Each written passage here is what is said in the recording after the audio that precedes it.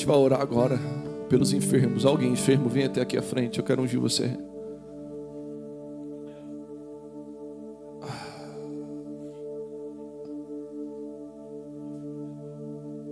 A Monique foi lá.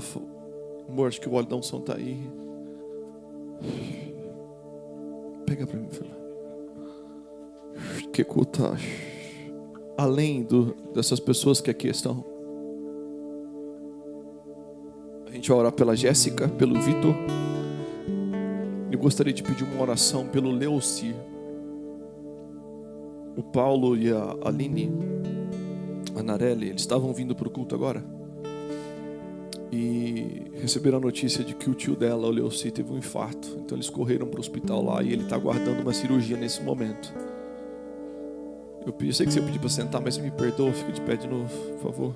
Me desculpa. Beonash.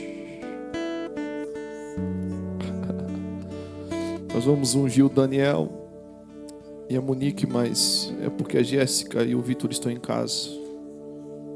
A Jéssica está ruim desde quinta, né? Ou quarta? Desde quarta-feira. Em nome do Senhor Jesus. Em nome do Senhor Jesus. Lu, vem cá. Lu, nós te ungimos em nome de Jesus. Ingrid, nós te ungimos em nome do Senhor Jesus. Laís, nós te ungimos em nome do Senhor Jesus. Estenda suas mãos à cara. Começa a orar por essas pessoas e declara: Lara, eu te unjo agora em nome do Senhor Jesus. Pai, nós oramos, ó Pai, pela manifestação da tua cura. Pai, nós já cantamos aqui que quando o Rei vem, o reino vem também. Nós cantamos aqui, Senhor Jesus, que quando o Rei vem, o reino vem também. Pai, que o teu reino venha, Senhor Jesus Cristo, sobre essas vidas, em nome de Jesus. Cura Jéssica. Ó Deus, que ela receba uma visitação agora do Senhor. Toca lá na vida do Vitor, Senhor. Cura ele da conjuntivite. Tira aquela febre dele, em nome de Jesus. Pai, nós oramos pela vida da Lara, Senhor Jesus. Toda, ó Deus, infecção de urina agora, manifesta a tua cura em nome de Jesus. Pai, cura, Senhor Jesus, a Ingrid com o Senhor Jesus, essa dor, ó Pai, no flanco esquerdo. Pedra no rim, Senhor Jesus Cristo, tira agora. Livra da dor, livra, Senhor Jesus Cristo, de toda e qualquer manifestação de doença ou enfermidade, Senhor Deus. Toca na vida da Laís, ó Pai, nós não estamos fazendo algo que queremos, fazemos algo que a tua palavra nos ordena e cumprimos os teus desígnios. Assim nós oramos. Que vocês recebam cura no teu espírito, Senhor. Nós oramos agora pela vida do Leuci, Senhor, enquanto igreja, Senhor. Esse homem que acabou de ter um infarto, ó Pai, se ele está aguardando cirurgia, porque o Senhor já, ó Deus, zelou pela vida dele nesse momento, Senhor, e ele está vivo. Ó Pai, mas que nesse momento em que ele, ó Deus, está aguardando, Senhor Jesus, a cirurgia, que o teu espírito venha visitar, Deus. Pai, nós em unidade e em fé intercedemos, ó Deus, por essas famílias. Cuida das famílias, ó Pai, que estão agora amarguradas. Nós já vivemos isso aqui em casa, Senhor, e sabemos o que eles estão enfrentando, Senhor. Então tenha misericórdia, Senhor, e fortalece os familiares.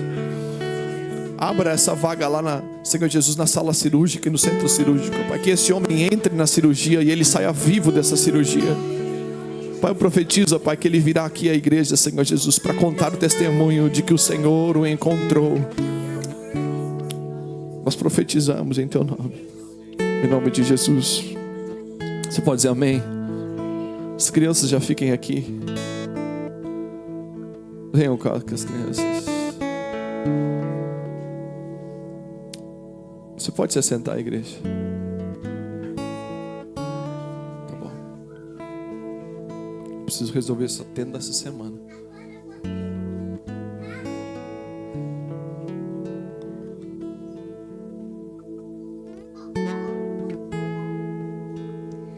Pai, em nome de Jesus, nós te agradecemos, Senhor, pela tua presença. Nós colocamos, Senhor, cada criança aqui na Tua presença, Senhor. Nós clamamos para que em nome de Jesus o Senhor venha estar falando aos corações dela, Pai. E o quão breve, Senhor, elas possam estar entregando as suas vidas, Senhor, para o Senhor. Confiando, Senhor, as suas vidas a Ti e Te obedecendo. Em nome de Jesus, usa a vida da Milena, Senhor, que vai estar ministrando a Tua palavra para eles. Em nome de Jesus, nós Te agradecemos e clamamos, Senhor, para que o Senhor venha estar conosco ali, Senhor, em tudo quanto nós formos fazer. Em nome de Jesus, amém. As crianças respeitem a tia, tá bom? Vocês vão respeitar ela. E uma vai ajudar as outras. Quem não estiver respeitando, no final do culto você vai me falar. Que eu vou ter uma conversa séria. Tem que respeitar a tia, tá bom? Glória a Deus. Quero ir para os avisos agora. Dia 30, que dia que eu disse? Nós teremos o nosso segundo encontro. Nosso não, né? Das mulheres. Eu não vou estar, né? Eu vou estar, mas não sou mulher. Deixa eu falar uma coisa. Está batendo muito sol aí? Não. Se tem lugar mais para cá, vou tentar depois mexer tudo para cá. Tem alguém que está no sol aí? Não? Não? Tá de boa? Tudo certo aí? Então tá bom. Então dia 30 vai ter encontro de mulheres às 3 horas. Combinado ou não? Que horas que eu disse? Então é sábado que vem aqui na igreja, que é a garagem. Glória a Deus. A Camila vai criar um grupo do culto de mulheres porque tem um desafio. Qual que é o desafio? Elas estão lendo o livro de Esther todos os dias. E o desafio é para você postar. Então poste só o versículo, aquilo que Deus tem colocado no teu coração, por favor. Tá bom? E ela vai criar esse grupo. Vai ter que passar uma lista, porque muito provavelmente a gente vai ter que montar uma mesa, então confirmar a presença. Não vai ter custo. Mas se você quiser vir, por favor, coloque o teu nome na lista.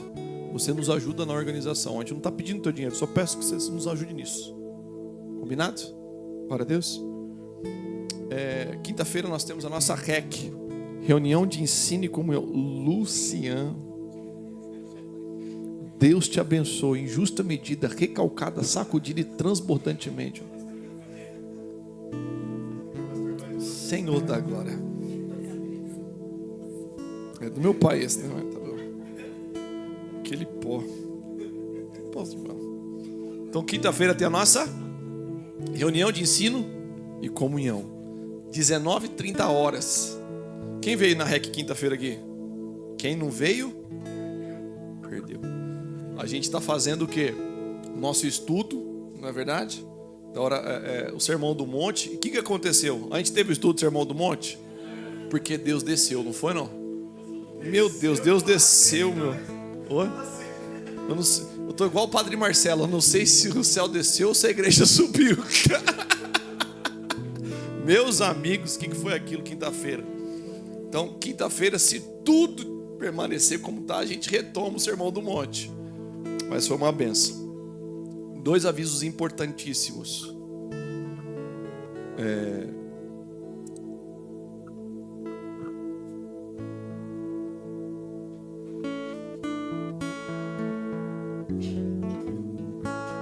E 2 avisos importantes. Nós temos, presta atenção, esse mês nós conseguimos angariar 3 cestas básicas com os recursos. Obrigado. Pega essa cadeira aqui. Então a gente conseguiu 3 cestas básicas esse mês. Glória a Deus, não? Eu falei que o custo de cesta básica ia ser R$139. A gente gastou 185 em cada cesta básica. O excedente saiu do caixa da igreja. Mas, gente, que cesta básica abençoada, tá? A gente já supriu uma família, então tem mais 2 cestas básicas ali. Se você está precisando, por favor, me procure no final do culto, tá bom? E eu já vou endereçar essa cesta básica para você. Pastor, não estou precisando, mas se você não me procurar hoje, na semana que vem, a gente vai endereçar para quem você sabe que está precisando.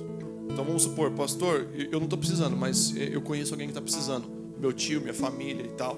Aí a gente vai estender para as pessoas de fora. Mas primeiro a gente supre os da família ok?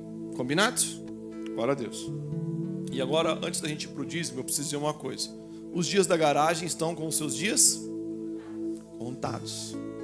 Então quem veio na garagem, veio. Por isso que eu falei, gente, eu vou trazer o Ituba para ele participar da garagem, porque senão, meu irmão, aí seria injusto levar você lá e não trazer aqui, cara. Você tem que trazer. Para quem não conhece, esse aqui é o Bruno Ituba, um amigo que Deus me deu. Eu conheci ele por causa do Lucian. O Lucian uma vez levou ele no culto, deu a indicação para ele cantar no culto de homens, né, da outra igreja. E aí eu conheci o Bruno. Rapaz do céu, sabe aquele negócio de amor à primeira vista? Aí eu amei ele me amou, né, virou um amigo e ficou tudo certo. Aí depois ele começou a trabalhar com o Dani, ou o Dani com ele, eu não sei mais bem ao certo. E aí ele trouxe uma galera. A galera que está com o Bruno aí, levanta a mão. Olha isso, gente. Metade da nossa igreja hoje está com o Bruno. Está o sogro dele, o pastor, a sogra, pastora em nome de Jesus, a Maiara. Oi? O Luca, o Aleph, Yarley e o Sullivan. O Yarley eu conheço. O Yarley a gente esteve lá, nos recepcionou lá. E o Sullivan. Conhece esse nome, hein? O Sullivan. Todo mundo sabe quem é o Sullivan. Não, é de um desenho. Não mostra assim. Mas o monstro é monstro. Ele não era. O menino é bonito, lindão ali, rapaz. Quantos anos você tem? 21. A igreja ainda não tem muita menina assim da sua idade. Não. Ah, você tá namorando? A irmã, uia lá, glória a Deus, irmã. Aleluia, mano. Olha o cunhado ali, tem que ser crente, mano. Glória a Deus, bênção de Deus. Eu sou bom para dar essas mancadas, viu, gente? Eu sou excelente para isso. Falar quantos meses é e a pessoa não tá grávida, eu sou eu sou bom nisso daí. Então você me perdoa, tá bom? Mas é. E aí o que acontece, gente? Agora você tá rindo, você vai chorar agora. Aí a gente começou a quebrar o barracão. Onde é o barracão? Bate nessa porta aí, ó. É aí, ó. O barracão é aí, ó. A gente vai entrar nesse barracão. Tem um barracão aqui. Ele tem o tamanho dessa garagem, só que um pouco mais estreito, um pouco mais comprido, né? E eu aluguei ele da minha sogrinha aqui, ó. Deus abençoe ela. Uma benção. Aluguei assim, ó, no bigode.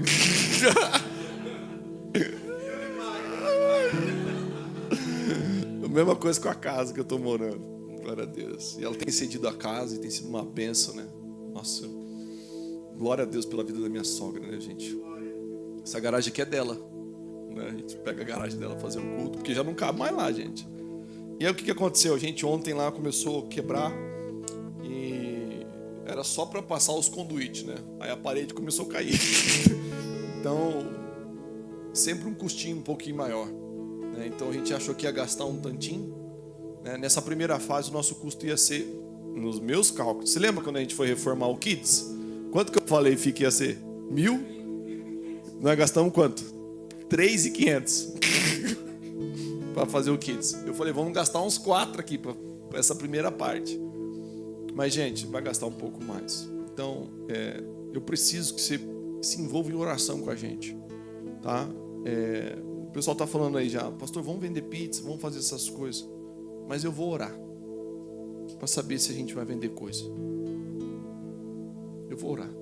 Se o Senhor nos mandar vender coisa, eu vou vender coisa. Mas e se o Senhor estiver nos esticando em fé, o que nós faz? Aí eu vou vender e sabe o que vai acontecer? Não vai acontecer. Porque às vezes o Senhor está nos querendo nos esticar em fé, a gente está querendo dar o nosso jeito. Então se o Senhor falar, vamos vender, nós vende. Se o Senhor mandar falar assim, ó, Felipe, ninguém vai vender nada, mas você vai vender o Nissan March, eu vou vender o Nissan March, né? Vai colocar o March inteiro aqui dentro. Amém, não? Posso contar com o teu amém? Amém. E com os teus recursos? Deus toca. Então assim, gente, a gente vai ter que amanhã já vai tentar refazer o telhado aqui na frente.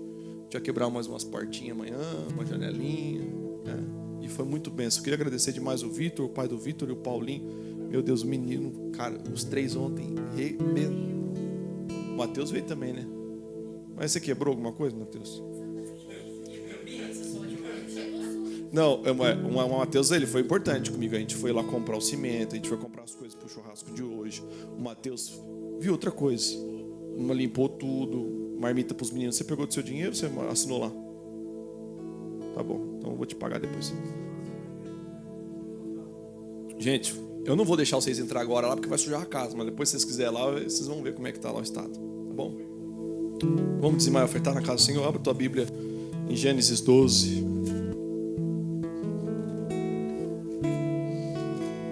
Gente, eu queria entrar lá tudo já lindo, perfeito, maravilhoso. O Senhor tem nos esticado.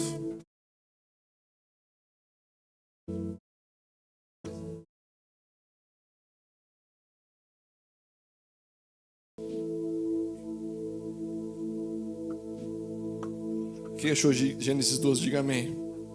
Quem não achou, diga REC. Reunião de ensino e comunhão, né, gente? Nossa escola bíblica dominical. Dani, estamos com a live top? Filé? Glória a Deus, gente. Glória a Deus. Gênesis 12, verso 1 vai dizer o seguinte: o Senhor disse a Abrão, não é a Abrão. O Senhor disse a Abrão: saia da sua terra e da casa de seu pai, e vai para a terra que eu lhe mostrarei. Farei de você uma grande nação, e o abençoarei, e engrandecerei o teu nome. Seja uma bênção. Talvez na tua versão está escrito assim, ó, ser tu uma bênção, né? Não é assim, não? Então tá bom.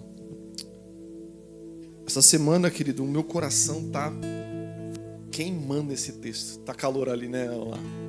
Vai lá para dentro, né? O Senhor tem clamado, assim, gritado no meu coração essa passagem. Tô atrapalhando vocês aí, né? E essa passagem, Davi tá pegando meu coração, cara. Para falar de dízimo e oferta. Primeiro que o Senhor, ele fala assim para Abraão. Não é para Abraão. Abraão é um homem que já foi mudado pelo Senhor. Abraão é um homem que já teve a sua identidade reformulada. Abraão é um homem que já teve toda a sua vida completamente mudada. O Senhor já deu um novo nome para ele. Mas antes do Senhor reformular Abraão, o Senhor se relaciona com o seu velho homem, com Abraão. Meu lindo. Obrigado, som. E ele fala assim para Abraão. Acho que agora ficou um pouquinho pior. Som. Agora tá bom. Ele fala para Abraão: sai da tua terra, da casa do teu pai. Você sabe o que ele pediu aqui, não? Você sabe o que significa sair da terra da tua parentela, Brunão? Ele está falando assim, ó: abre mão da tua herança. Deixa a tua herança para trás. Deixa aquilo que teu pai deixou de legado lá para trás. E você vai para uma terra que eu vou te mostrar. A gente está querendo se movimentar, sabe como, não? Já com o destino apresentado para nós. Você está querendo entrar num novo ambiente, já com o projeto pronto. Você está querendo entrar numa nova dimensão, já com o Senhor dizendo assim, ó, quanto que você vai ganhar. Sabe a nova proposta de emprego? Que você está no emprego, você vai para outro emprego, e aí nesse outro emprego você está falando, tá bom, mas quanto é o salário? Quanto que ganha nessa nova parada aí? A proposta do Senhor para as nossas vidas, querido, ela é uma proposta de você ser enviado sem saber o quanto você vai ganhar. Porque é uma terra que Ele ainda vai mostrar. Isso significa que se Ele ainda vai mostrar, você só tem uma palavra de envio. Você não sabe ainda onde é o destino. Isso muda tudo, cara. Isso muda totalmente a nossa vida. Sabe por quê? Porque se Deus te apresenta o destino e você sabe qual é o destino, a sua fé está no destino, não está no Senhor. Você confia na nova proposta. Você confia no novo salário. Você confia na nova geografia. Você não confia no Senhor. E aí sabe qual que é o principal problema dessa profecia aqui do Senhor? Não. É porque no final de tudo ele fala assim, ó: eu vou fazer de você uma grande... Quantos filhos ele tinha? A gente sabe que Sara era estéril, cara. Como é que se faz de uma nação de um ventre estéril? Aí depois ele fala assim, ó, eu vou fazer de você uma grande nação. Mais do que isso, eu vou abençoar quem abençoar você. E eu vou amaldiçoar quem amaldiçoar você. Então, promessa de uma nação, promessa de uma aliança. Só que de repente ele libera uma palavra. Qual que é a palavra que ele libera? Sê tu uma bênção. Ele não fala assim, ó, receba agora uma bênção. Ele não diz assim, ó, receba agora. Ele não fala assim, ó, estenda as mãos que eu vou dar. Ele não faz isso. Ele ordena, seja você uma bênção. Sabe qual que é o problema, Ito? É que quando o Senhor nos promete algo, a gente vai caminhando e a gente vai procurando a bênção. Cara, cheguei nessa nova geografia, cadê o recurso? Não chegou ainda. Cara, cheguei no novo emprego, cadê, filho? Quero saber, cadê a? Você não entendeu ainda. Quando você chega na nova geografia, o recurso não está lá. O recurso chegou. Você não tem uma bênção. Você é a bênção.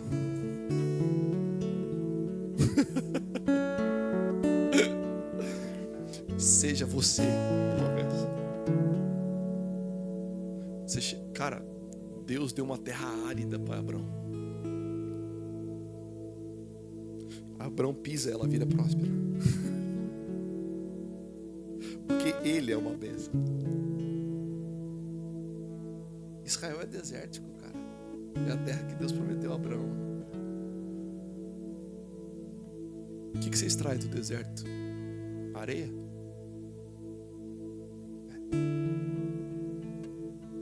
Mas nos ambientes desérticos, cara, você não produz pela areia. É os céus que produz. Então você não arranca da geografia, você arranca dos céus. Então você está procurando bênção quando você é a bênção. O Senhor inseriu a bênção dentro de vocês. Camila falou assim para mim esses dias. Ela falou assim, amor, eu tô olhando assim as pessoas e às vezes eu vejo tanto recursos em alguém. E por que essas pessoas não se movimentam? E ela falou assim, mas eu tenho visto tanta gente com pouco recurso. Queridos, eu sou um pastor que vou nas mesas. Eu sou um pastor que durante 12 anos, cara, eu estive mais na mesa do que no altar. Muito mais. E às vezes eu chegava numa casa, aconteceu por inúmeras vezes, mano, isso. Eu chegava numa casa com 4 quilos de carne. Porque eu sabia que estava faltando tudo na casa.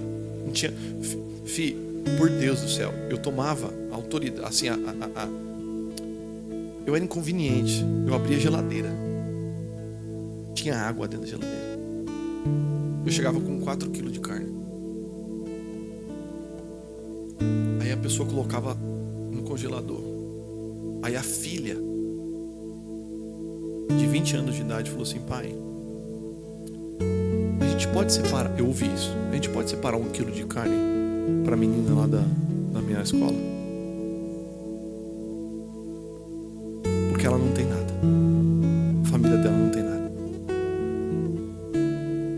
E tinha gente sobrando dinheiro. Você percebe que ela não estava atrás da bênção? Ela foi uma bênção com pouco recurso que ela tinha. Porque quando você entende que você é uma bênção, você não se move pelo recurso, você se move pelo teu coração, cara. E às vezes o Senhor te coloca num ambiente desértico para você ter misericórdia de quem está em ambientes desérticos. Porque quem está, cara, no alto do monte, cara, não tem misericórdia de quem está no vale. Só quem está no vale tem misericórdia de quem está no vale. Se os teus olhos não verem o vale, cara, você nunca vai se atentar para quem está no vale.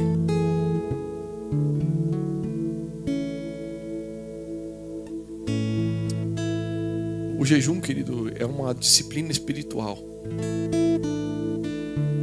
Mas eu tenho para mim que ele tem um formato um pouco natural. Ele serve para gerar sensibilidade do nosso espírito, para a gente adorar o Senhor e a gente ouvir do Senhor. Mas você sabia que o jejum é a forma do rico sentir fome. Para ele saber quanto dói o estômago vazio. Para talvez gerar um pouco de misericórdia para o pobre.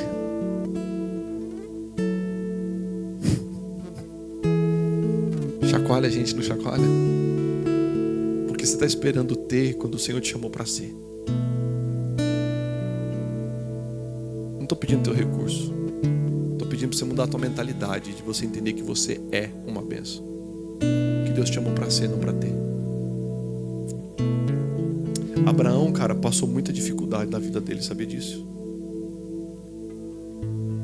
Ele teve que descer para Abimeleque, porque teve fome na terra. Aí Abimeleque pega a esposa dele. Então ele está passando fome e a esposa, cara, agora compõe o harém do rei da cidade, bicho. Você sabe por que Deus levou ele para lá? Porque teve fome na terra que Deus prometeu para ele, mano. No ambiente da tua promessa, o Senhor vai gerar escassez também, não é só bênção. Mas o Senhor te deu essa terra. Cara, os primeiros cultos meus, Deus do céu, cara, Bruno, eu tinha desespero, velho. Pastor, eu entrei na igreja e minha vida mudou. Eu só ouvia isso, cara. Minha saúde, minhas finanças, o negócio regaçou com tudo, cara. Eu falava, Senhor, eu não estou em pecado não, Jesus. Porque eu achava que era a minha unção que estava em pecado, tá ligado? Eu não tinha um aqui, cara. Eu quase mudei o nome da igreja. A gente ia sair de Igreja Unidade da Fé para Caverna de Adulão. Ou só tinha endividado, amargurado de espírito, depressivo. Cara, não tinha um rejeitado, perseguidos por causa da justiça. Nomes só, não é, Lu? Fala aí. Só rachado, cara. E continua igual. A gente só tá com Deus aqui no meio, cara, e vamos embora. E eu falo, cara, mas tem 32 valentes de Davi aqui, cara. Essa parte não é corta da live. Senão ninguém vai vir, mano. Mas deixa eu te falar uma coisa. Tem muita unção, cara, nos ambientes áridos.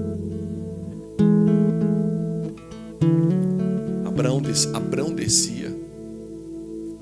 E todo lugar, cara, que ele entrava, Abimeleque teve que dar muitos recursos para ele.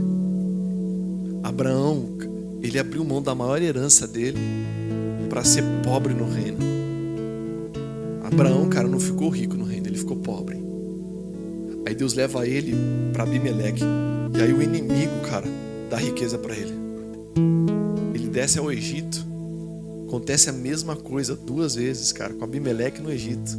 O rei do Egito pega a esposa dele. Ele sai com recursos de novo no Egito, cara.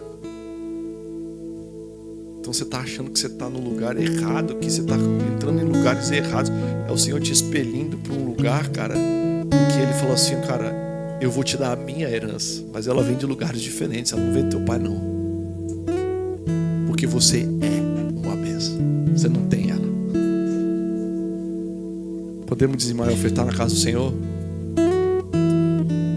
Você pode dizimar e ofertar através da nossa chave Pix, pix.unidadedafé@gmail.com. Por enquanto a gente não abriu o CNPJ, a minha conta poupança está recebendo os dízimos e ofertas. A gente vai abrir o CNPJ depois que entrar aqui dentro, tá? Já tem o pessoal viu na semana passada aqui, né? Tudo estruturado, certinho, bonitinho, tá? A gente já tem o contador, já está tudo certinho. R$3.500 para abrir, mais ou menos, 3 a 3.500, mais 700 por mês, mas nós vamos para frente. Mas primeiro a gente vai colocar todo o recurso na reforma. Amém? Senhor Jesus, obrigado, Pai, pela tua bondade, fidelidade, graça e misericórdia. Enche-nos com teu Santo Espírito, Senhor. Dá-nos, ó Deus, condições da gente, Senhor Jesus Cristo,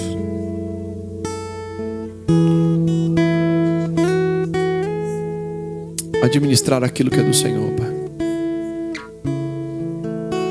Que nós venhamos administrar com temor e tremor, Senhor. Pai, nós precisamos da tua presença, Senhor Jesus, naquele barracão, Pai. Mas também, ó Deus, traz os teus recursos, ó Pai. Nós temos um grande desafio ali, Senhor. Move os corações, Senhor. Por favor, Senhor, nós clamamos a Ti, Senhor. Vem suprir, Senhor Jesus Cristo, os necessitados, e aumenta a sementeira daqueles, Senhor Jesus, que, ó Pai, tem semeado na Tua casa. Dá pão ao faminto e semente ao que semeia. Assim oramos em nome de Jesus. Amém.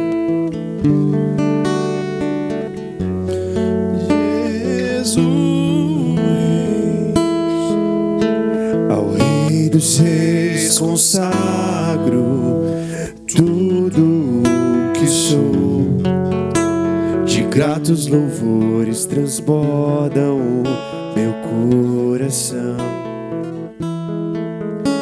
A minha vida eu entrego nas tuas mãos, meu Senhor, pra te exaltar.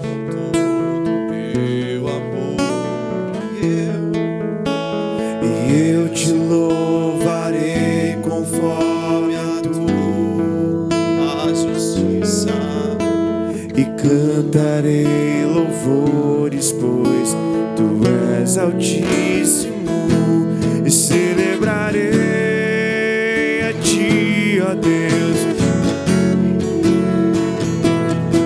Cantarei e contarei, pois por tuas mãos foram criados a terra, o céu e o mar.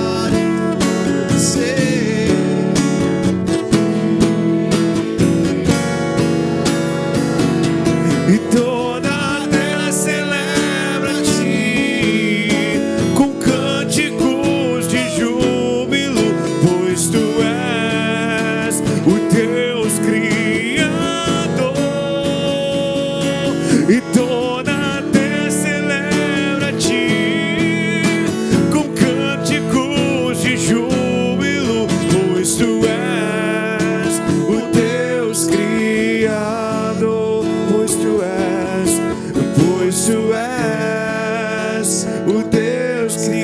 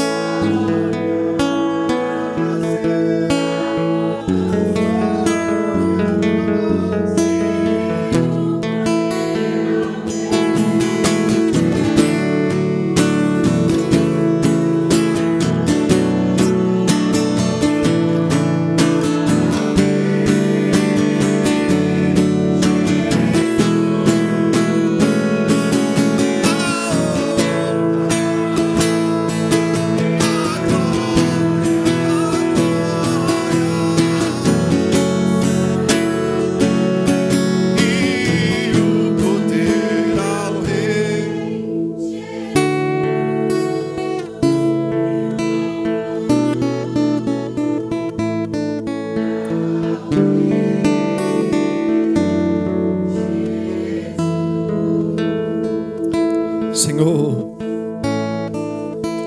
nesse momento, Pai, nós vamos ministrar a Tua palavra, Senhor. Entraremos no ministério da palavra. Usa a minha vida, Senhor.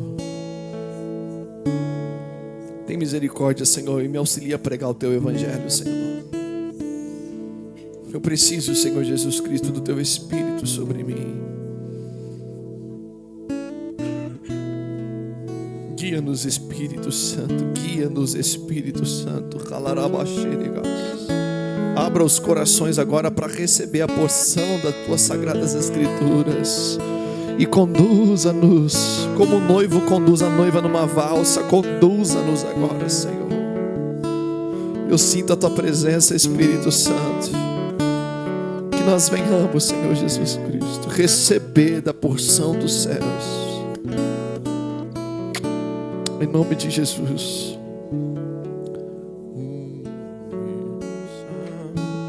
Abra a tua Bíblia em Marcos capítulo de número 1. A gente vai ter que correr em algumas passagens, tá bom? Se deixar, nós vai ficar aqui até amanhã, Bruno. Marcos 1. Oi? O Matheus não trabalha hoje, tem culto à noite, então já fica pro churrasco. Marcos 1,16.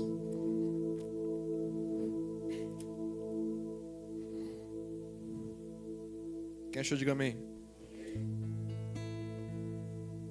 Quem não achou, vem na REC. Eu te ensino.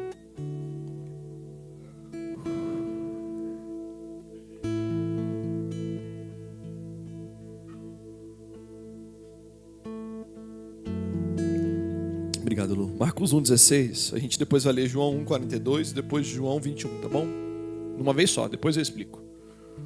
Marcos 1,16 vai dizer assim, ó. Caminhando junto ao mar da Galileia, Jesus viu os irmãos Simão e André, que lançavam rede ao mar, a rede ao mar.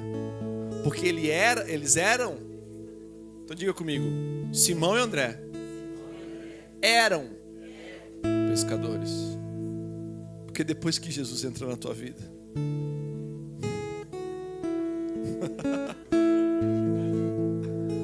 porque depois que Jesus, você tem um encontro com o Senhor,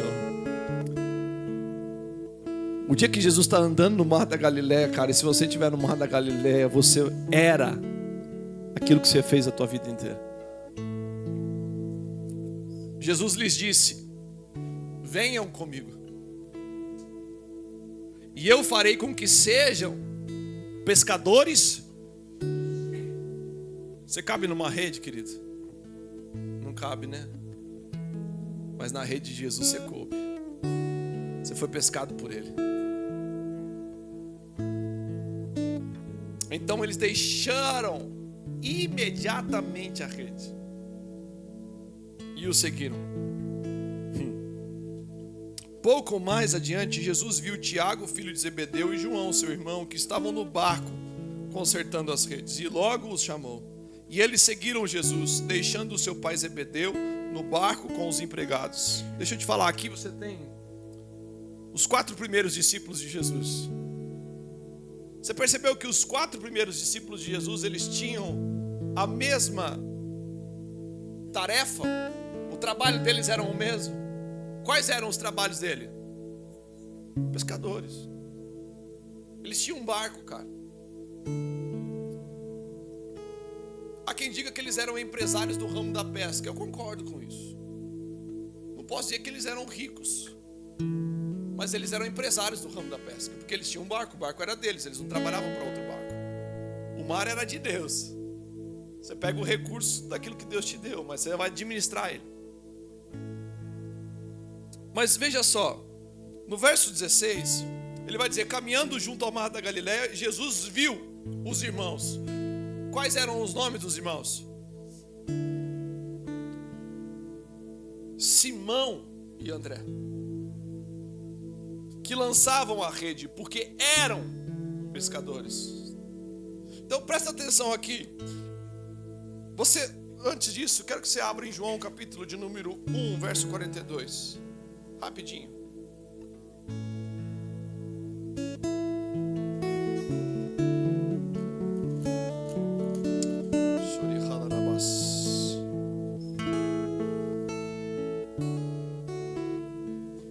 Vamos ler o verso 35. Não, o verso 40, desculpa. João 1:40. André, o irmão de Simão Pedro, era um dos 2 que tinham ouvido o testemunho de João e seguido Jesus. Ele encontrou primeiro o seu próprio irmão Simão, a quem disse: achamos o Messias. Messias quer dizer mestre. E o levou. É Simão, filho, mas agora será chamado de Cefas, quer dizer Pedro. Então quando Simão é encontrado por Jesus, ele deixa de ser pescador de peixe e passa a ser pescador. Então Jesus mudou o que dele? O trabalho dele. Deus mudou o que ele fazia. Mas quando o irmão dele, porque são 2 encontros com Jesus, quando o irmão dele fala: a gente achou o Messias, e o irmão dele leva ele para Jesus, Jesus muda a identidade dele. Porque agora, até agora nesse encontro você era Simão, mas agora você é Pedro. Quando Jesus encontra você, Ele vai mudar a tua identidade e Ele vai mudar o teu trabalho. Ele vai mudar a tua essência. Não tem como Ele mudar a tua identidade e não mudar a tua essência, cara. Isso significa que tudo aquilo que você aprendeu a fazer não vai ser desprezado, porque você vai continuar sendo pescador. Mas o ramo que você achou que você iria trabalhar vai ser alterado. Porque antes você trabalhava para o teu reino. Você pescava peixe para angariar os teus recursos, para aumentar as coisas para a tua conta bancária.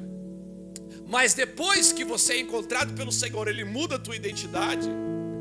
Agora tudo aquilo que você faz é para aumentar o reino dele. É por isso que Ele precisa mudar a tua identidade, porque a tua identidade antiga ainda vai continuar trabalhando para o teu reino.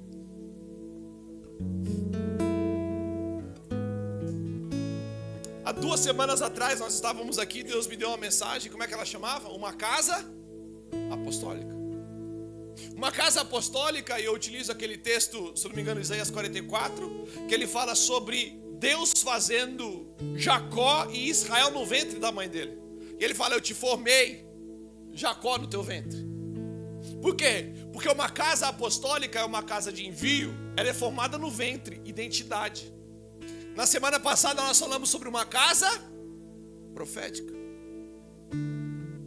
E eu utilizei Jeremias capítulo de número 1.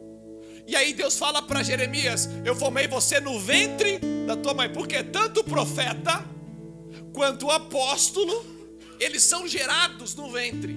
Porque Deus faz a partir da identidade. O título da minha mensagem dessa manhã é uma casa pastoral. Porque o Senhor, querido, nos chamou para ser uma casa apostólica, uma casa de envio. É uma casa que muda destinos, é uma casa que avança. E os apóstolos, eu uso o Antigo Testamento, mas você sabe que o apóstolo ele é do Novo Testamento. Mas havia o ministério apostólico no Antigo Testamento porque era de envio. O Senhor enviou Moisés, o Senhor enviou Josué, o Senhor enviou Gideão, o Senhor enviou Sansão, o Senhor enviou Davi, o Senhor enviou todos. E o apóstolo significa envio. O Senhor nos falou sobre uma casa profética. Há profetas do Antigo Testamento e no Novo Testamento. E tudo isso tem a ver com a identidade. Mas quando a gente vai falar sobre uma casa pastoral, a gente precisa entender que o Senhor também forma a partir da identidade, a partir do ventre. E Ele é quem pode gerar essa identidade. E o apóstolo Pedro, querido, é alguém que no encontro com o Senhor teve a sua identidade revelada. Você está entendendo ou não? Por que eu estou falando sobre uma casa apostólica, profética e pastoral? Porque o Senhor nos chamou nesses dias, enquanto igreja, não só a unidade da fé, para sermos uma casa de avanço, uma casa que muda destinos como uma casa apostólica, para sermos uma casa profética que está atenta, àquilo que os céus está dizendo, para anunciar aquilo que os céus está falando. Mas, Ítalo, é necessário que sejamos também uma casa pastoral, cara. O que significa ser uma casa pastoral? Uma casa de cuidado. Sabe qual que é o problema? O problema é que todo mundo hoje quer ser profeta. Por quê? Porque quer caminhar anunciando os decretos dos céus. Nós vimos que profético na semana passada não é só ficar dizendo, o Senhor está te dando casa, carro, nada disso. 66% do profeta do ministério de Jeremias foi destruído, foi derrubando, só 33% foi edificando e plantando. Todo mundo, cara, quer viver o envio do Senhor. É maravilhoso quando você recebe uma palavra profética te enviando para o apostólico. Você vai ser enviado, você vai mudar destinos. Mas para que profetizar? Para que enviar se não tem quem cuide? Quem que vai cuidar das ovelhas do Senhor? Quem que vai discipular aquilo que o Senhor está fazendo, cara? Porque não adianta a gente ganhar o mundo inteiro e não se envolver com a dor do outro. Você precisa entender que tanto o apostólico, o profético e o pastoral, ele nasceu na identidade dada por Deus. Você tem uma identidade dada por Deus. Cara, 3 dias o Senhor está nos reafirmando a nossa identidade, que foi Ele quem formou. O Senhor te formou desse jeito que você é, mas Ele vai transformar você do jeito que Ele precisa que você esteja. Mas veja só isso aqui. Se você puder abrir comigo em João, capítulo de número 21. Aproveita que você está em João. E eu estou dando só uma introdução para a gente entrar então no que significa ser uma casa pastoral. E você sabe, que você é da nossa igreja, que isso é uma base fundamental da nossa igreja. Se você entrar no nosso Instagram, lá na parte de como nós nos movemos na dimensão pastoral, dimensão profética e dimensão apostólica. E eu não estou querendo pregar sobre isso porque eu quero pregar, o Senhor nos está conduzindo a isso. Eu não estou fazendo uma série porque eu quis. Mas veja só uma coisa. João capítulo de número 21, antes da gente ler, eu preciso que você entenda isso. João 20, Jesus ressuscita. Ou seja, Ele morreu na cruz e ressuscitou. Quando Ele morre na cruz, o que acontece com os seus discípulos? Eles se dissipam. Você lembra lá dos caminhos de Emaús? Vão embora. Só que você tem os discipulados mais próximos do Senhor, que são os 12. Esses caminharam 3 anos com o Senhor. Esses, durante 3 anos, eles foram discipulados para serem apóstolos. Eles ouviram do Senhor: vocês têm que permanecer em Jerusalém, até que do alto sejam revestidos de poder. Eles ouviram do Senhor: ferirei o pastor e as ovelhas, ferirei, e o pastor vai ficar sem ovelha. Eles ouviram tudo isso. E de repente, quando Jesus Cristo morre, Jesus Cristo inclusive já tinha se aparecido a eles, cara. Naquela reunião em que eles estavam trancados ali dentro.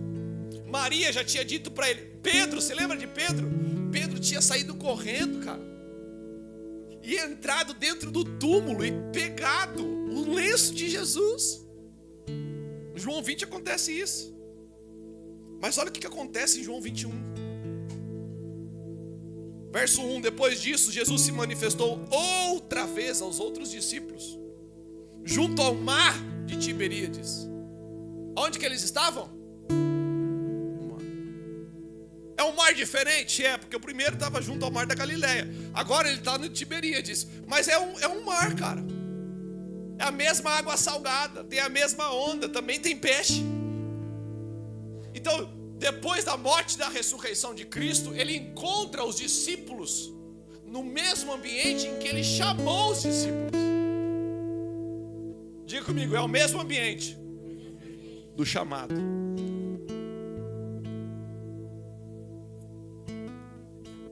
Foi assim que Ele se manifestou. Estavam juntos Simão, Pedro, Tomé chamado Dídimo, Natanael, que era de Caná da Galileia, e os filhos de Zebedeu, ou seja, Tiago e João. E mais 2 discípulos de Jesus. Simão Pedro disse aos outros: eu vou? Os outros responderam: nós também vamos com você. Foram e entraram num barco, mas naquela noite nada. Ao romper do dia, Jesus estava na praia, mas os discípulos não reconheceram que era Ele. Jesus lhe perguntou: filhos, será que vocês têm aí alguma coisa para comer? Eles responderam: não. Então Jesus disse: jogue a rede à direita do barco e vocês acharão. Assim fizeram e já não podiam puxar a rede, tão grande era a quantidade de peixes. E o discípulo a quem Jesus amava disse a Pedro: é o Senhor. Simão Pedro, ouvindo que era o Senhor, cingiu-se com uma túnica, porque tinha tirado a roupa, e lançou-se ao mar. Os outros discípulos vieram no barquinho puxando a rede com os peixes, porque estavam somente a uns 90 metros da margem. Ao saltarem da terra, viram ali umas brasas com peixe por cima, e também havia pão. Jesus lhe disse: tragam alguns dos peixes que vocês acabaram de pegar. Simão Pedro entrou no barco e arrastou a rede para a terra. A rede estava cheia, com 153 grandes peixes. E mesmo sendo tantos os peixes, a rede não se rompeu. Jesus disse a eles: venham comer. Nenhum dos discípulos ousava perguntar: quem é você? Porque sabiam que era o Senhor. Jesus veio, pegou o pão e deu a eles. Depois fez a mesma coisa com o peixe. E esta já era a 3ª vez que Jesus se manifestava aos seus discípulos, depois de ressuscitado dentre os mortos. Depois de terem comido, Jesus perguntou a Simão Pedro: Simão, filho de João, você me ama mais do que esses outros me amam? Ele respondeu: sim, o Senhor sabe que eu amo. Jesus respondeu: apacenta os meus cordeiros. Jesus perguntou pela segunda vez: Simão, filho de João, você me ama? Ele respondeu: sim, o Senhor sabe que eu amo. Jesus lhe disse: pastorei as minhas. Mudou. A primeira é apacenta os meus cordeiros. A segunda é pastorei as minhas. Então, apacentar é diferente de pastorear. Cordeiro é diferente de ovelha. Ele respondeu: sim, o Senhor sabe que eu amo. Pastorei as minhas. Verso 17. Pela terceira vez Jesus perguntou: Simão Pedro, Simão, filho de João, você me ama? Pedro ficou triste, porque Jesus tinha perguntado pela terceira vez: você me ama? E ele respondeu: o Senhor sabe todas as coisas e sabe que eu amo. Jesus lhe disse: apacenta as minhas ovelhas.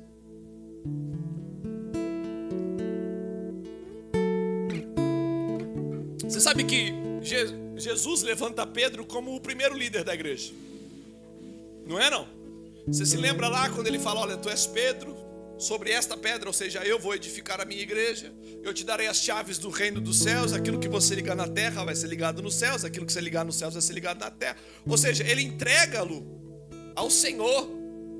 O Senhor entrega a Pedro a liderança da igreja, a liderança dos outros apóstolos. A gente vê em Atos capítulo de número 2, o apóstolo Pedro pregando e 3.000 sendo batizados.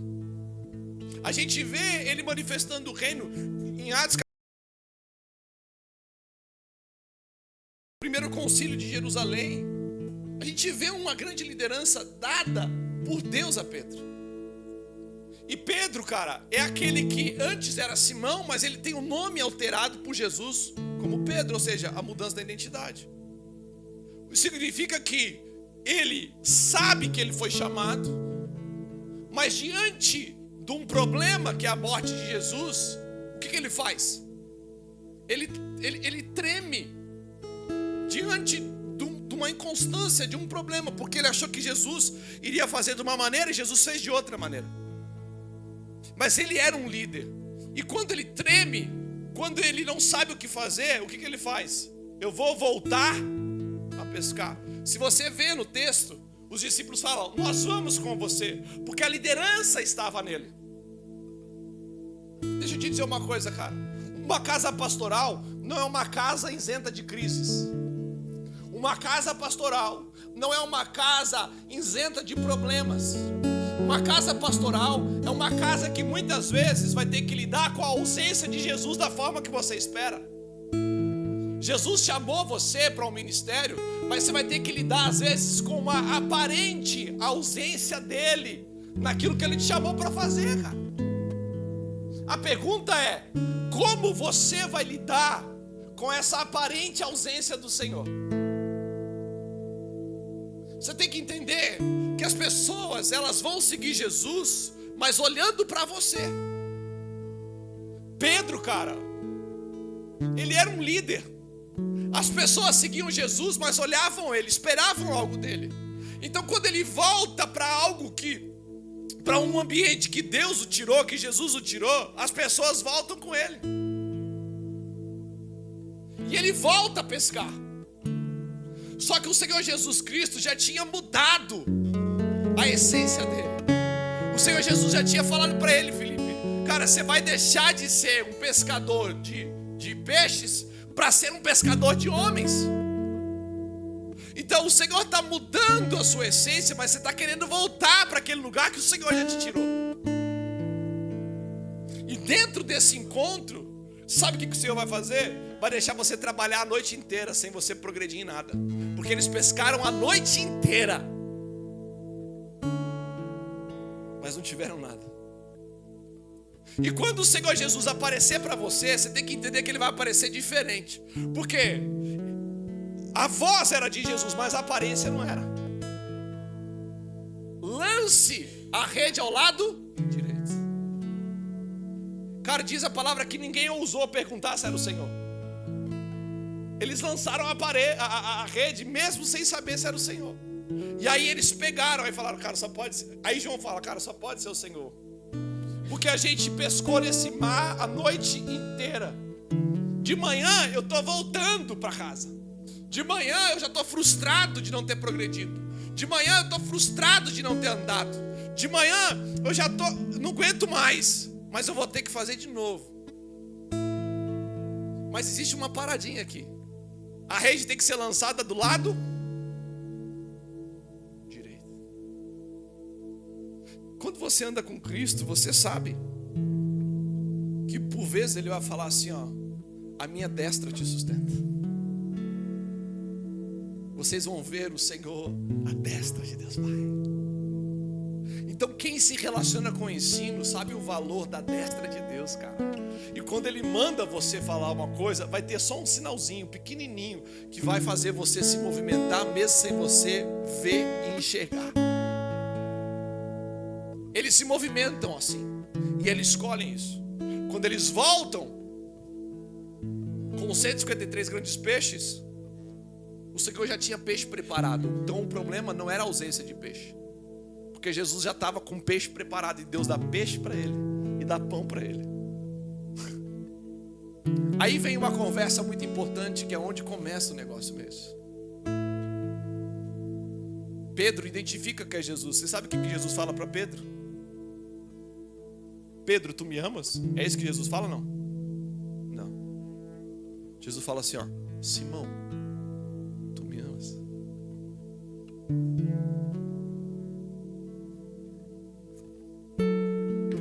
A gente já não tinha vencido isso, não, Simão? Eu vou ter que falar com o velho homem de novo. Eu vou ter que te chamar de Simão de novo. Eu já mudei você, cara. Eu já tirei isso de você. Eu já troquei a tua identidade. Eu já troquei o teu business. Só que uma pergunta é muito importante. Cara, eu tenho 2 Bíblias aqui em casa muito fortes. Uma do Russell Shedd, já está na glória. E o outro do John MacArthur, também já está na glória. Estudiosos. Os 2 dizem a mesma coisa a respeito disso. Eles dizem que quando Jesus Cristo pergunta para Simão, tu me amas mais do que estes? É uma pergunta em 2 camadas. A gente acha que Jesus está comparando ele com os discípulos. Essa é a segunda camada dos discípulos. Olha lá. Pode vir, filho. Vai lá com o papai, né? Pode ficar. Glória a Deus. Isso não sai na live. Fique em paz. Glória a Deus. Todos nós, né, gente? Existem coisas que você só vai viver na garagem, gente. Aproveitem. Veja só uma coisa. A primeira camada é Jesus dizendo assim, Simão, você me ama mais do que estes peixes? Você me ama mais do que o lugar de onde eu tirei? Você me ama mais do que esse trabalho? Você me ama mais do que ser pescador? Porque eu já mudei a tua essência. Você não é mais pescador de peixe. Por que você voltou a pescar peixe? Só porque eu cumpri a minha palavra de uma forma diferente daquilo que você estava esperando? Ah, meu Deus.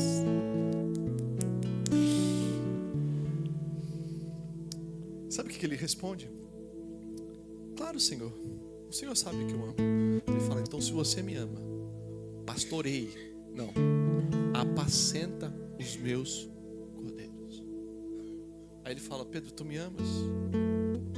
Ele fala, o Senhor sabe que eu te amo. Então ele fala, pastoreie as minhas ovelhas. Pela 3ª vez. Aí Pedro vai ficar triste.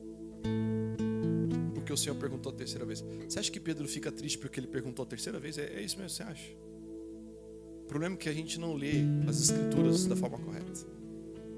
A gente não cava. Quando você cava, você descobre muita coisa. No grego, a conversa ela funciona da seguinte maneira, Bruno. Jesus chega para Jesus e fala, Jesus chega para Simão e fala assim, Simão, agapau mais do que esses? Pedro responde: tu sabes que eu te filéu. Vou te explicar. Existem 4 amores no grego: ágape, filéu, eros e fraternos. Ágape é o amor de Deus para nós. É um amor, cara, que não tem troca. Ele é um amor de ida, completamente. É um amor que Jesus entrega por mim e por você. Jesus nos agapau. Ele amou de tal modo que deu. Quando Deus amou o seu filho de tal maneira, Ele esperou a sua troca? Não. Ele não falou assim, ó, se você me aceitar, eu te dou meu filho. Não. Ele agapau você. Ele amou só de ida. O eros é da onde vem a palavra erótico. É o amor que eu tenho pela minha esposa. É o amor que você tem pelo sexo oposto. É um amor, cara, que é romântico. O fraterno é o amor da família, mas o filéu é o amor de uma amizade íntima. Jesus chega para Pedro e fala assim: Pedro, tu me agapau? Aí Pedro fala: o Senhor sabe que eu te filéu. Pedro, tu me ama só de ida? Ele fala: Senhor, o Senhor sabe que eu te amo como um verdadeiro amigo.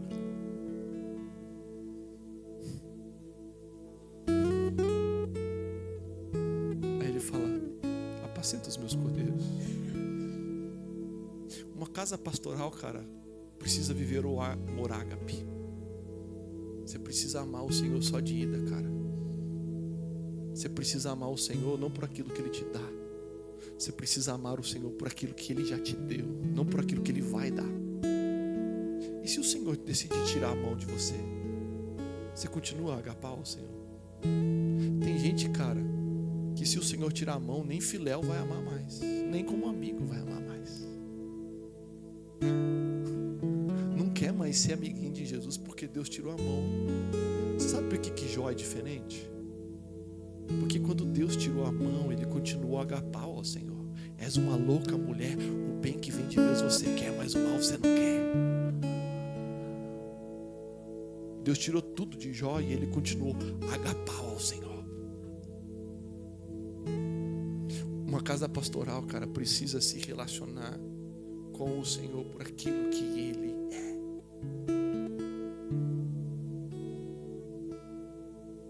Sabe o que acontece depois? Apacenta os meus cordeiros. Você sabe qual que é a diferença do cordeiro para a ovelha, não? O cordeiro é a ovelha pequenininha. E você sabe por que você apacenta o cordeiro, você não pastoreia? Porque apacentar é só dar comida. Então você tem que se preocupar todo dia. Porque o pequenininho, cara, você vai ter que dar comidinha para ele todo dia. E deixa que o alimento faz crescer. Se você, cara, só se alimenta, você pode ser um cordeirinho de Jesus. Você só precisa se alimentar todos os dias. Só isso. Só que você não vai conseguir apacentar os cordeiros de Jesus se você não agapar ele. O Senhor tirou Simão de pescar homens e está entregando para ele o pastorado, porque não apacenta pescador. Pescador não sabe apacentar, pescador sabe pescar. Como é que ele chega e ele fala assim: eu estou trocando você, o seu peixe, e estou te entregando o cordeiro?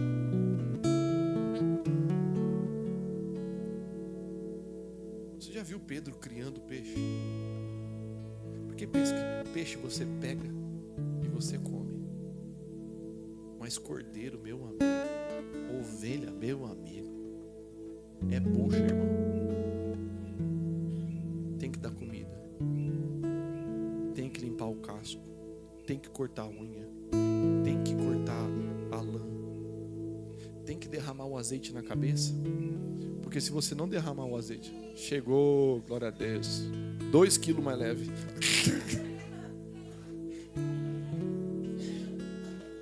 A ovelha você tem que derramar o azeite na cabeça, porque senão a mosca entra no ouvido. E uma vez que a mosca entra no ouvido, a ovelha se mata. porque fica fazendo barulho lá dentro e ela não consegue tirar. Então você vai ver a ovelha mirando uma pedra e vindo bater a cabeça na pedra para sair a mosca. E ela não sai. E de tanto bater a cabeça na pedra, ela morre. Então o azeite na cabeça é para isso. É para afastar as moscas. Beuzebu significa o Senhor das moscas. É por isso que Davi fala: unge-me a cabeça com óleo e o meu cálice, porque a tua unção é proteção contra as vozes do inimigo. Então o Espírito transborda, o cálice é o vinho.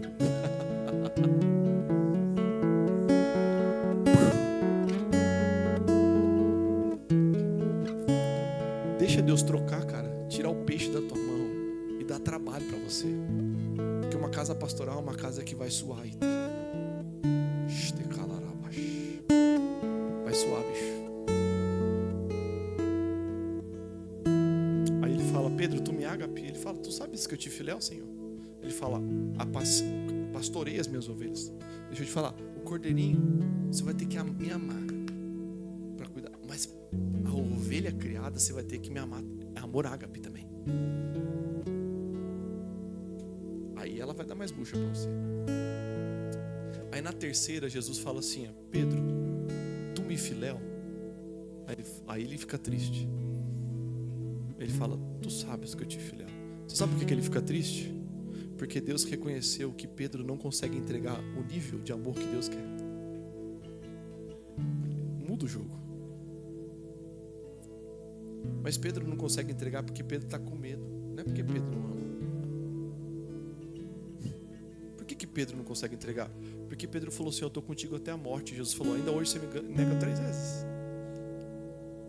Então ele está com medo, cara. Porque ele falou que ia entregar um amor e ele não conseguiu. Ele falou que ia entregar uma fidelidade e não conseguiu. Aí Deus fala assim: calma, Pedrão. Lá atrás você falou que eu não conseguia entregar. Lê o texto para mim. Vamos ler o texto comigo. No verso 17, desculpa, pela terceira vez Jesus perguntou: Simão, filho de João, você me ama? Pedro ficou triste porque Jesus ter perguntado pela terceira vez: você me ama? E respondeu: o Senhor sabe de todas as coisas, sabe que eu amo. Jesus lhe disse: apacenta as minhas ovelhas. Olha o verso 18. Em verdade lhe digo, Jesus está falando, que quando era mais moço, você se cingia e andava por onde queria. Ou seja, cara, você era dono de si mesmo quando você era mais moço. Você determinava o teu destino. Mas quando você for velho, estenderá as mãos e outro cingirá você e o levará para onde não quer ir. Jesus disse isso para significar com que tipo de morte Pedro havia de glorificar a Deus. Você sabe como é que Pedro morreu? Crucificado. Igual Jesus. Eu estou falando que você vai morrer assim, ó, com os braços esticados. Pedro está falando assim, ó: Jesus, eu só consigo te amar como filéu. Jesus está falando: calma. Simão não consegue, mas Pedro, no futuro, você vai me amar a ponto de morrer igual eu morri, cara. É por isso que você vai pastorear as minhas ovelhas. Você vai pastorear as minhas ovelhas e você vai apacentar os meus cordeiros.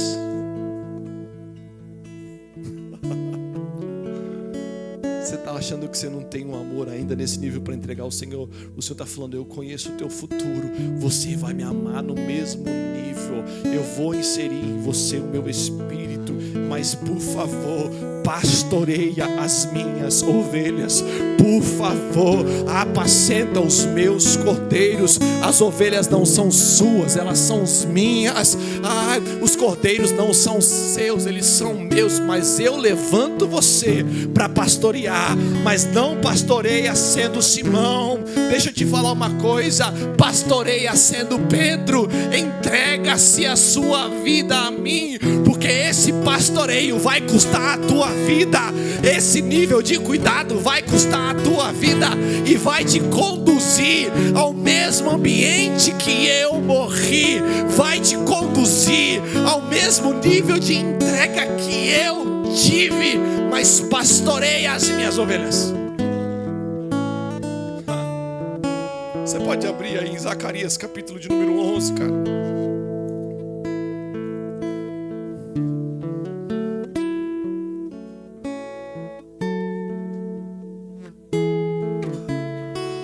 Zacarias 11, para a gente começar a encerrar.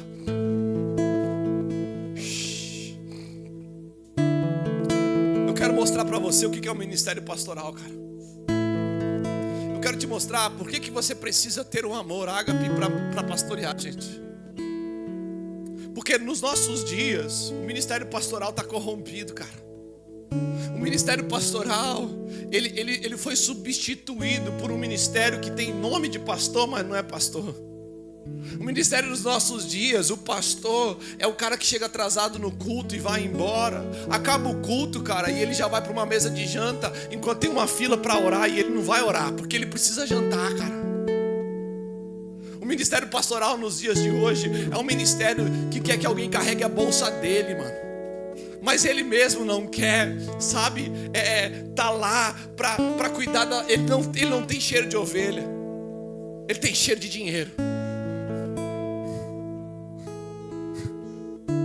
Deixa eu te mostrar o que é o ministério pastoral verdadeiro. Zacarias capítulo 11, verso 4. Assim diz o Senhor, o meu Deus: apacente as ovelhas destinadas para o matadouro. Deixa eu te falar uma coisa. Quando você olhar uma ovelha, você tem que saber que o destino dela é morte. Você tem que saber que o destino dela não vai dar em nada. Você vai olhar uma ovelha e você vai saber que ela não vai produzir nada para você. Mas o Senhor está mandando você amar ela mesmo que ela não tenha frutos para te entregar, cara. Você vai ter que se magoar, você vai ter que acordar cedo. Ela vai ter que fazer as necessidades dela no teu pé. E você ainda vai ter que amar ela. É por isso que você não pastoreia amando ovelha. Você pastoreia amando o Senhor que te chamou. Você não pastoreia, sabe, por aquilo que a ovelha pode te dar, mas por aquilo que Cristo já te deu. Sabe por quê? Porque essa ovelha que não tinha nada para dar era você. Um dia essa ovelha foi você. Você fedia, você não tinha nada para entregar, você só dava trabalho, mas Ele agapou você, Ele morreu na cruz, então Ele vai exigir de você a mesma coisa com outras ovelhas. Apacenta as ovelhas destinadas para o matadouro. Vamos amar as pessoas difíceis, Ítalo. Vamos amar as pessoas que não podem dar nada. Vamos dar para elas o mesmo amor que Cristo nos deu. Vamos derramar sobre elas as mesmas misericórdias que Cristo nos chamou e nos deu, cara. A gente está pessoas fáceis. A gente está querendo olhar Pedro e está desprezando Simão. Eu já falei numa casa apostólica. A gente está querendo amar Israel e desprezando Jacó, cara. A gente está desprezando as difíceis. O Senhor te chamou para pastorear pessoas difíceis. O Senhor te chamou para pastorear pessoas impossíveis. O Senhor te chamou para cuidar dos cordeirinhos que não tinham nada para dar, mas já estava morto desde o ventre, porque o destino é morte. E o que a gente está fazendo? Só se relacionando com a ovelha da lã. A lã da ovelha, desculpa. Aí ele está falando assim, diz o Senhor: apacente as ovelhas destinadas para o matadouro. Aqueles que as compram, matam-nas e não são punidos. E os que as vendem dizem: louvado seja o Senhor, ficamos ricos. É claro, cara. O cara está lidando com a ovelha que é do Senhor, está arrancando as coisas dela e está glorificando a Deus. Ficamos ricos. Deixa eu te dizer, essa ovelha não é tua, essa lã não é tua, essa ovelha é do Senhor. Ele vai requerer de você. Essa ovelha, essa lã, Ele vai requerer de você, pastor.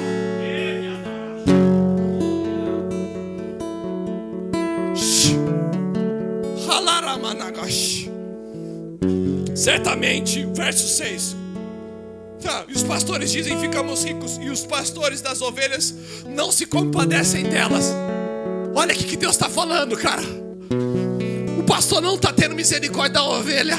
Está vendo ela ser roubada, está vendo ela ser maltratada, está vendo ela indo para o matador, e o pastor está olhando o quê? Ah, deixa, não é minha mesmo. Meu Deus. Meu Deus. Certamente, diz o verso 6, não terei mais compaixão dos moradores da terra, diz o Senhor. Eis que o entreguei cada um nas mãos do seu próximo e nas mãos do seu rei. Eles destruirão o país e eu os livrarei. E eu não os livrarei das mãos deles. Apacentei as ovelhas, as destinadas para o matador. O profeta está falando, eu apacentei elas. Eu apacentei as ovelhas destinadas para os matadouros. Eu apacentei as ovelhas destinadas para o matador pelos negociantes das ovelhas. Peguei 2 cajados, a um chamei graça e a outro união. E eu apacentei as ovelhas, cara. Ele pegou 2 cajados para cuidar dela, a graça e a união. Em um mês, eu destruí 3 pastores. Eu perdi a paciência com eles, e também eles se cansaram de mim. Então eu disse, não serei mais o pastor de vocês. Quem tiver de morrer, que morra. Quem tiver de ser destruído, que seja. E os que restaram, que cada um coma a carne do seu próximo. Peguei o cajado chamado graça e o quebrei, para anular a minha aliança que eu havia feito com todos os povos. Portanto, a aliança foi anulada naquele dia. E os negociantes de ovelhas que estavam me observando reconheceram que isto era a palavra do Senhor. Eu lhes disse, se estiverem de acordo, peguem o meu salário, cara.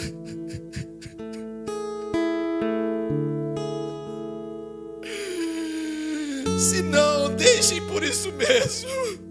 Então pesaram o meu salário. Tinha 30 moedas de prata no meu salário, cara. Esse pastor que Zacarias está falando é o Senhor. Ele pegou a graça, e a graça quebrou ele, cara. 30 moedas de prata foi o salário dele ter pastoreado ovelhas difíceis. Ele disse, então o Senhor me disse, pegue esse dinheiro, esse magnífico dinheiro em que fui avaliado por eles, e jogue para o oleiro. Peguei as 30 moedas de prata e os joguei para o oleiro na casa do Senhor. Se você for ver, Judas pegou as 30 moedas e devolveu no templo, cara. 30 moedas era o valor de um escravo.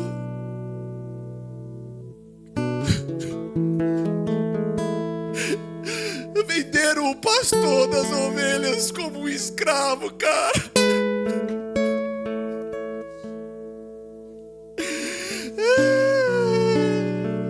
Depois quebrei o segundo cajado chamado união, para romper a irmandade entre Judá e Israel. O Senhor me disse, agora pegue os apetrechos de um pastor insensato, cara, porque eis que eu levantarei na terra um pastor que não cuidará das ovelhas que estão perecendo.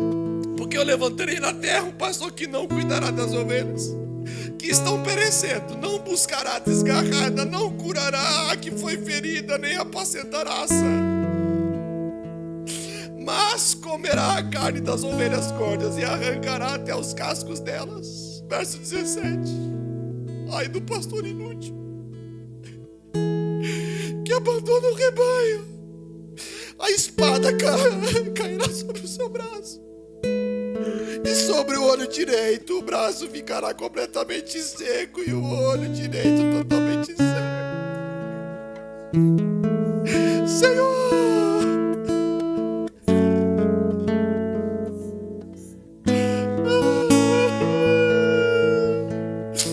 tem misericórdia da gente, Jesus.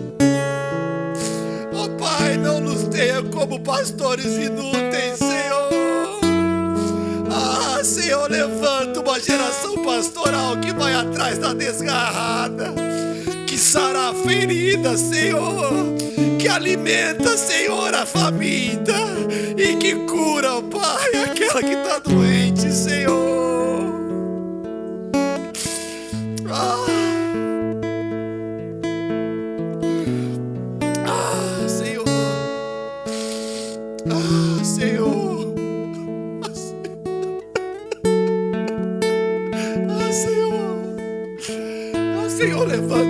pastores, ó Pai. Levanta os pastores que vão amar as ovelhas destinadas para o matadouro, Senhor. Aquelas que vão agapar ao Senhor, ó Pai. Aquelas que serão como Pedro, que se precisarem morrer, Senhor, morrerão de braços abertos, ó Pai, como um sinal de que estão recebendo o reino vindouro, Senhor. Ó Pai, livra-nos de uma geração pastoral, ó Pai, que ama, ó Deus, os altares, mas rejeita, Senhor Jesus, o curral. Ó Pai, os pastores que amam as mesas da honra, mas não sabem mais, ó Deus, o que é cheirar as fezes da ovelha, Senhor. Ah, Pai, todos querem ser profetas, apóstolos, mas o Senhor está levantando uma geração pastoral nesses dias de igreja.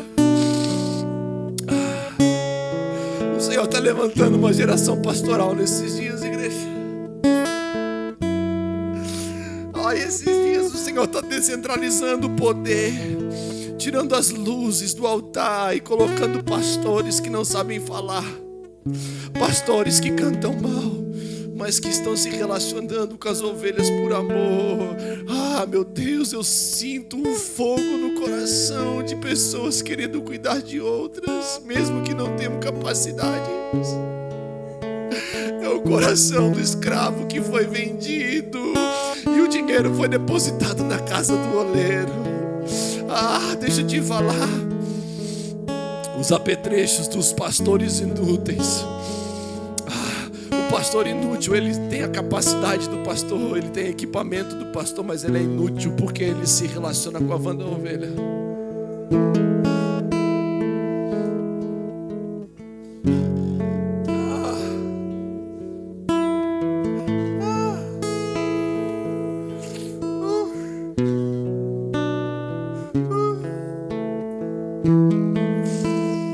Se teu coração está queimando por um ministério pastoral, vem à frente.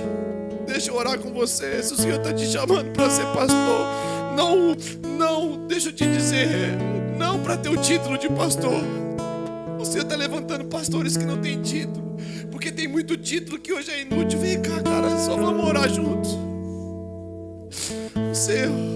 Você que Deus está levantando para cuidar de pessoas, vem cá.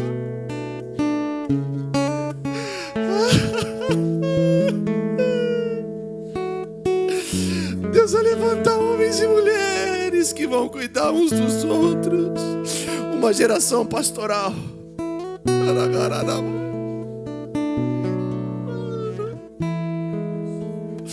Se ajoelha aqui na frente, cara.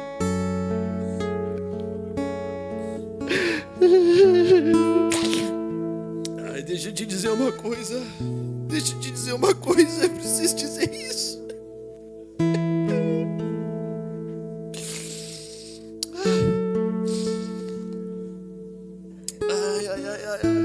O pecado quer matar pastores, cara.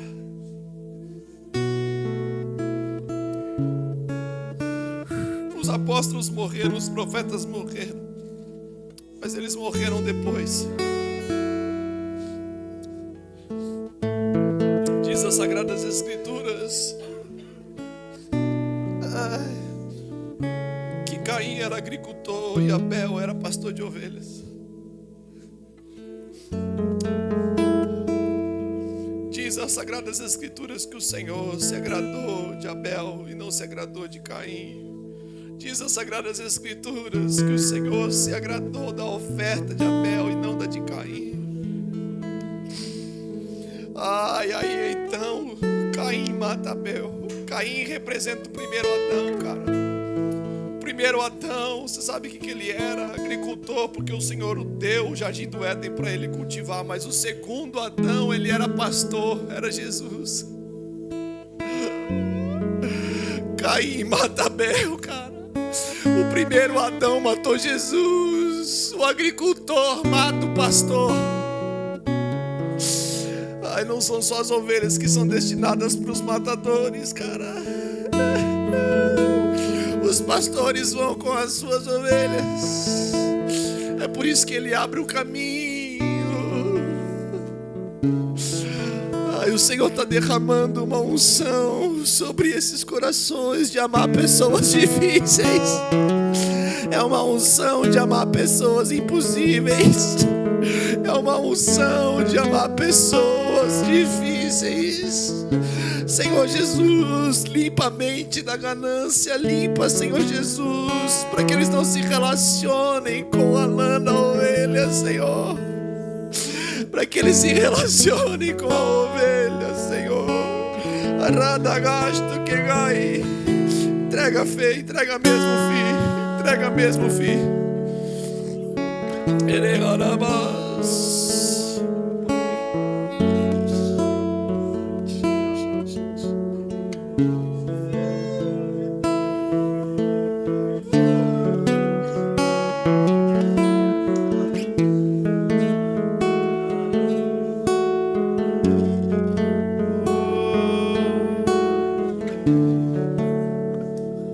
Nos deixe ser a geração que busca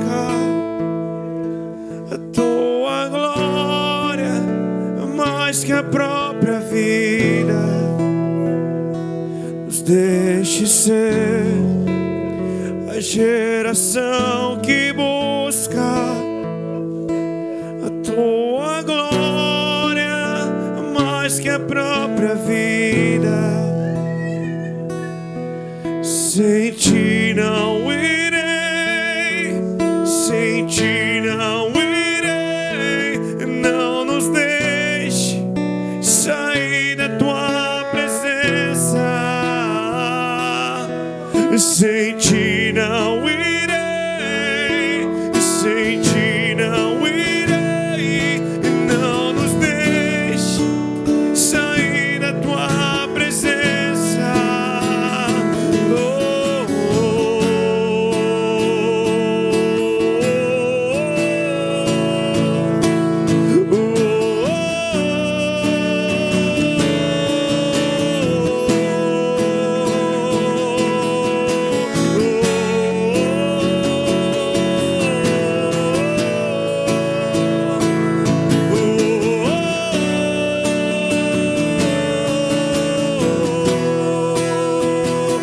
Nos deixe ser a geração que busca a sua glória mais que a própria vida.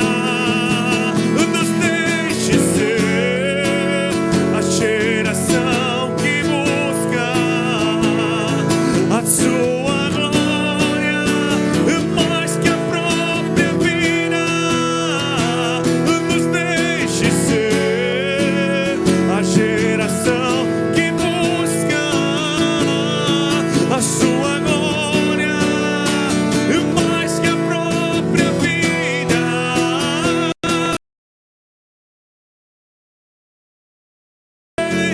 Sem ti não irei, não nos deixe sair da tua presença. Sem ti não irei, sem ti não irei. E não nos deixe sair da tua presença.